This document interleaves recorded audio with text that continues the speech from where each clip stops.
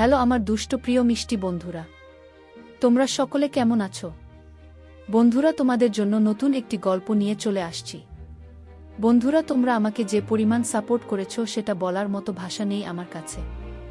বন্ধুরা, গল্পটি না টেনে শেষ পর্যন্ত দেখলে আশা করি তোমাদের দাঁড়িয়ে যাবে এবং তোমরা হাতের কাজ করতে বাধ্য হবে। চলুন বন্ধুরা, গল্পটি শুরু করি। মেয়ে তিনজন যখন পেছনে তাকায় তখন ওরা মুগ্ধ হয়ে ওদের দিকে তাকিয়ে থাকে। Arnab, wow, she looks so pretty. গাঢ় লাল খয়েরি রঙের লেহেঙ্গায় কোনো মেকআপ ছাড়াই নুসরাতকে অসম্ভব সুন্দর লাগছে, যা দেখে অর্ণব আরেক দফা ওর উপর ক্রাশ খায়। ইয়াস ভাই, মুখটা বন্ধ কর, না হলে মাছি ঢুকবে। ইহান, ওম, দিশা, আমার তো তোমাকে দেখে বিয়ে করার ইচ্ছা তিনগুণ বেড়ে গেল, চলো না আমরা আজকেই বিয়ে করে ফেলি। দিশা, দূর, কি যে বলো, লজ্জা পেয়ে। মুন, বাই দা ওয়ে, তোমরা এখানে কি করছো? অর্ণব, আন্টি বলল তোমাদেরকে যেন আমরা সাবধানে বাড়িতে পৌঁছে দেই, তাই তোমাদের নিতে এসেছি।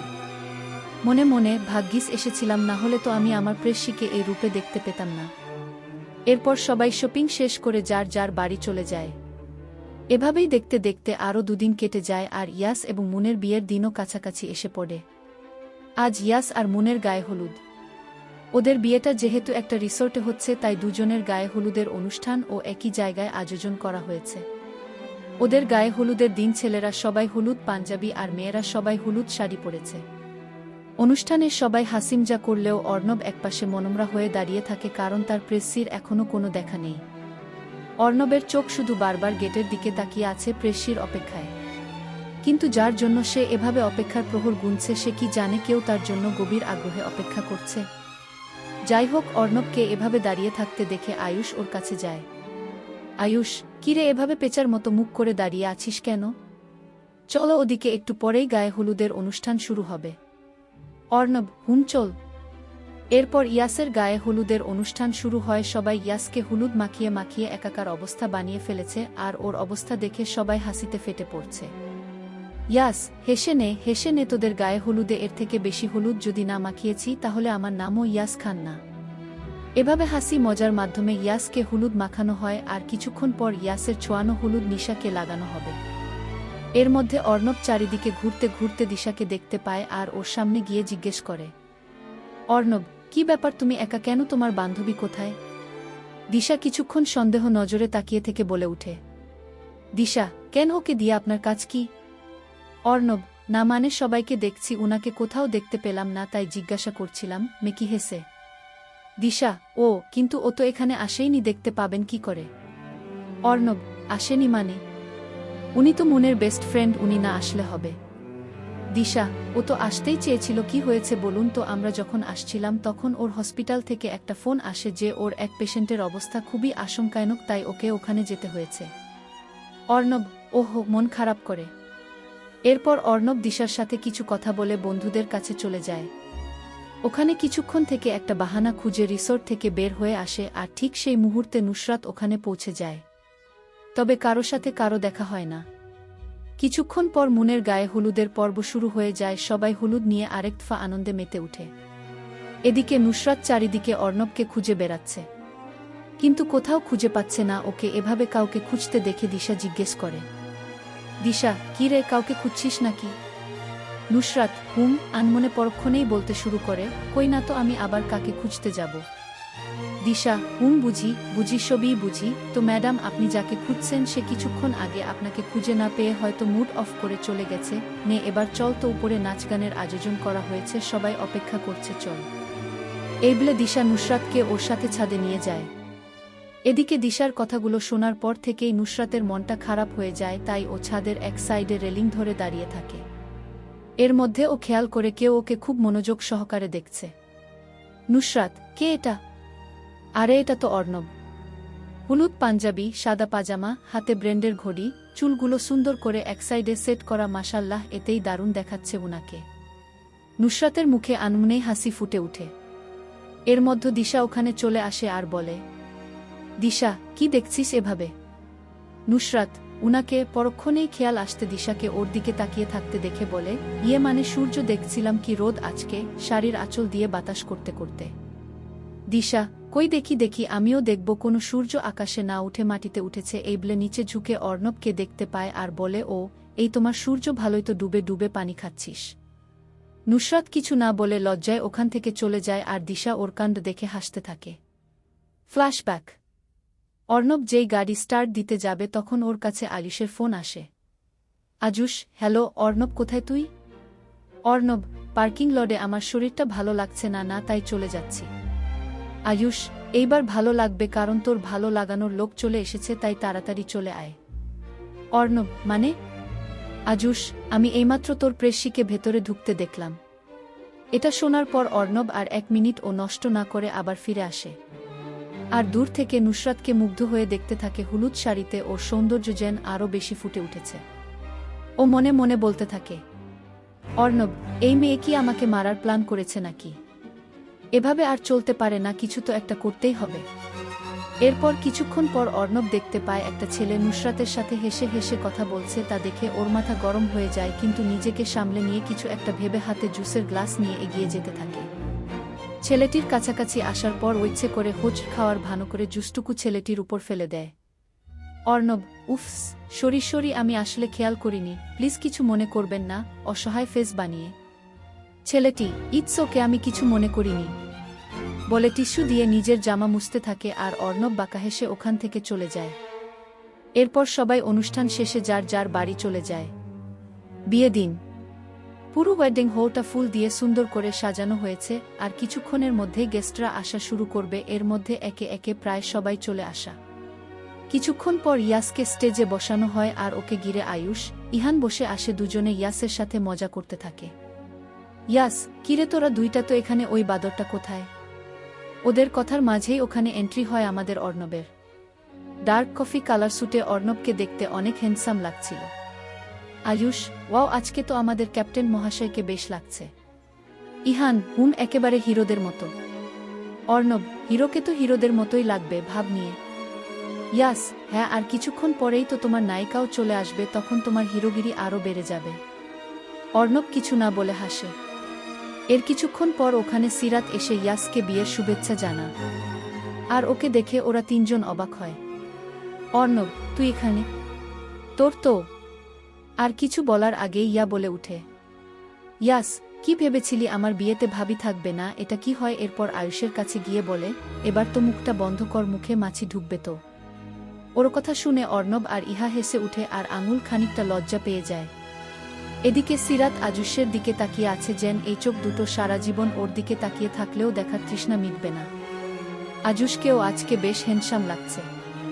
আর সিরাতকে এভাবে তাকিয়ে থাকতে দেখে অর্ণব বলে উঠে, অর্ণব, বাস্তবে ফিরে আয় দোস্ত, এভাবে তাকিয়ে থাকলে আমার বন্ধুর নজর লেগে যাবে। সিরাত নিজেকে সামলে নিয়ে বলে, সিরাত, আমি তো বাস্তবেই আছি, কিন্তু তুই কিছুক্ষণ পর এজগোতে থাকবি কিনা সেটা সন্দেহ। ইহান, একদম ঠিক বলেছিস। বেটা অনেকক্ষণ ধরেই তার ডাক্তারকে খুঁজে যাচ্ছে, কিন্তু তার দেখা আর পাচ্ছে না। এই শোকে দেখো কিছুক্ষণ পর বলবে, ইহান, আমার না শরীরটা খারাপ করছে, তাড়াতাড়ি আমার জন্য আমার ডক্টরকে এনে দে কি। ওর কথা শুনে সবাই হাসতে থাকে। অর্ণব ইনসেন্ট ফেস বানিয়ে বলে, অর্ণব, তো কি করব বল, ডাক্তার যদি এত সুন্দরী হয় তাহলে তো সুস্থ মানুষ অসুস্থ হবেই। ইয়াস, তা অবশ্য ঠিক। এরপর ওরা আরও হাসিঠাট্টা করছিল, তখনই আয়ুষের ফোনে একটা মেসেজ আসে, যা দেখে আয়ুষ একটু আসছি বলে তড়িঘড়ি করে বাহিরের দিকে দৌড় দেয়। আর সেই মেসেজ সিরাতও দেখে ফেলেছিল, তাই ও আয়ুষের পিছনে যায়। মেসেজটায় লেখা ছিল, I am coming sweetheart. Ihan, এদের দুজনের আবার কি হলো? হুট করে কোথায় যাচ্ছে এরা? অর্ণব, জানি না ওদের কখন কি হয়, তা শুধু ওরাই জানে। বাই দ্য ওয়ে, তোর গার্লফ্রেন্ড আর তার বান্ধবীর আসতে আর কতক্ষণ লাগবে বলতো? বিরক্ত হয়ে এদিকে সিরাত গাড়ি নিয়ে আজুষকে ফলো করতে থাকে, আর একটা এয়ারপোর্টের সামনে নিজের গাড়ি পার্ক করে। সিরাত, আয়ুষ এখানে কি করছে? তখন সিরাত খেয়াল করে একটি মেয়ে দৌড়ে আজুষের কাছে এসে ওকে জড়িয়ে ধরে। মেয়েটি, my sweet heart, I miss you. Ayush, I miss you too. Sirat, এই মেয়েটা আবার কে? ও আবার আমার আজুষকে জড়িয়ে ধরেছে কেন? ও কি তাহলে আজুষের নিউ গার্লফ্রেন্ড? আজুষ কি তাহলে আমার সাথে চিট করছে? ওকে তো আমি।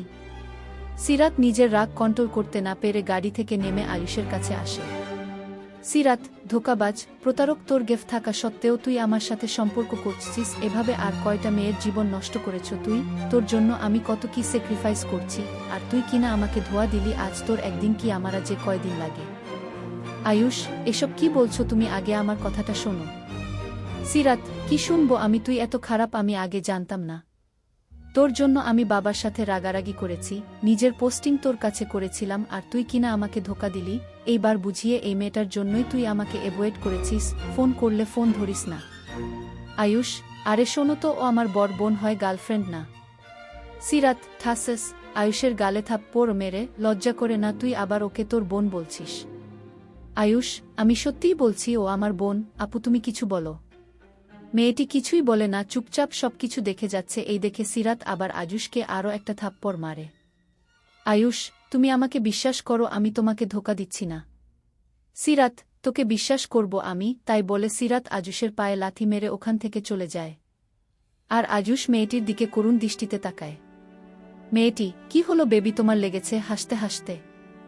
অন্যদিকে অর্ণব আর ইহান মিলে গেটের সামনে দাঁড়িয়ে নুসরাত আর দিশার জন্য অপেক্ষা করছিল আর নিজেদের মধ্যে কথা বলছিল। তখন ওরা খেয়াল করে সিরাত গাড়ি থেকে কাঁদতে কাঁদতে বের হচ্ছে। ইহান, কিরে তুই কাঁদছিস কেন? সিরাত, আমি এখানে আর এক মুহূর্ত থাকতে চাই না। ইয়াসকে বলে আমি এখনই চট্টগ্রাম ব্যাক করব। অর্ণব, কি হয়েছে সেটা তো বলবি। সিরাত, তোদের ফ্রেন্ড আমাকে ধোঁকা দিয়েছে, ওর আগে থেকেই এফ আছে। দুজন একসাথে? কি? সিরাত এরপর ওদের এয়ারপোর্টের ঘটনাগুলো খুলে বলে। সব শুনে ওরা দুজন যেন আকাশ থেকে পড়ল। এর মধ্যে আয়ুষ আর ওই মেয়েটি ওখানে আসে। অর্ণব, আরুষি আপু তুমি এখানে? What a present surprise. Sirat, তুই উনাকে চিনিস, তার মানে তুইও জানিস ওর এফ আছে, তাও তুই আমাকে এই ব্যাপারে কিছু বলিসনি। অর্ণব, তুই থাকবি, উনি আয়ুষের গেফ না, ওর বড় বোন আরুষি। আর তুই কি সব বলছিস আমার নিষ্পাপ ফুলের মতো পবিত্র বন্ধুর নামে? সিরাত এরপর আয়ুষের দিকে তাকায় আর আয়ুষ গালে হাত দিয়ে হ্যাঁ সূচক মাথা নাড়ায়। সিরাত সবকিছু জানার পর নিজের কাণ্ডে লজ্জা পায় আর আয়ুষের কাছে ক্ষমা চায়। এরপর সবাই ভিতরে যেয়ে গল্প করতে থাকে। এর মধ্যে ওখানে নুসরাত আর দিশা চলে আসে। নুসরাতকে আসতে দেখে অর্ণব ওর দিকে মুগ্ধ নয়নে চেয়ে থাকে। ডার্ক কফি কালার কাঞ্জিবরম শাড়ির সাথে হালকা গোল্ডের অর্নামেন্টস আর মুখে হালকা মেকআপ, চুলগুলো খোপা করা, এতেই নুসরাতকে দেখতে অপূর্ব লাগছে। আর এদিকে ওকে দেখে অর্ণবের মনে গান বাজতে থাকে, পড়ে না চোখের পলক, কি তোমার রূপের ঝলক। আরুষি, কি ব্যাপার, ওকে দেখে এভাবে ব্লাশ করছিস কেন? ও কি তোর সেই নাকি? অর্ণব লজ্জা পেয়ে বলে। অর্ণব, আমার ওকে খুব ভালো লাগে, বলতে পারো ওয়ান সাইড লাভ। আরুষি, কিন্তু আমার তো মনে হচ্ছে এটা টু সাইড লাভ। অর্ণব চোখ বড়বড় করে আরুষির দিকে তাকায়। এরপর সবাই সবার সাথে পরিচিত হয়। ওদের কথার মাঝে আরশি বলে উঠে, আরুষি, যাই হোক সবাই তো এসেছ, কিন্তু আমার হানি কোথায়? তখন কেউ একজন হানি বলে পেছন থেকে ডাক দেয়। সবাই পিছনে থাকা ব্যক্তিকে দেখার উদ্দেশ্য তাকাতেই অবাক হয়ে যায়, কারণ সে আর কেউ নয়, হসপিটালের ক্রাশ বয় রোশান। রোশান, হানি বলে আরুষির কাছে গিয়ে ওকে জড়িয়ে ধরে। সবাই অবাক হয়ে ওদের দিকে তাকিয়ে থাকে। সবাই, এটা কি হলো? আর উনি কে? আয়ুষ, ও আমার বোন ডক্টর রোশানের একমাত্র বউ। Roshan, hello everyone, meet my sweety wife Arshi. মিষ্টি হেসে। নুসরাত, স্যার আপনি বিয়ে করলেন কবে? রোশান, সরি তোমাদের তো বলা হয়নি, 2 বছর আগেই আমি আরুকে বিয়ে করেছি। তবে চিন্তা করো না, কয়েকদিনের মধ্যেই তোমরা আমার তরফ থেকে আমাদের বিয়ের ট্রিট পেয়ে যাবে। এদিকে সবাই রোশানের কথা শুনে সবাই অবাকের চরম পর্যায়ে চলে যায়, কারণ হসপিটালের সবচেয়ে হ্যান্ডসাম ডক্টর ছিল রুদ্র রোশান চৌধুরী। আর সে মেরিট শুনে অনেকের মন ভেঙে যায়। যাই হোক, এর মধ্যে ওখানে ড্রায়ান আর ডর বর্ষা তাদের কিউট বেবিকে নিয়ে হাজির হয়। নুসরাত বেবিটাকে কোলে নিয়ে বলে, নুসরাত, ওয়াও কি কিউট বেবি, বাচ্চাটাকে আদর করে।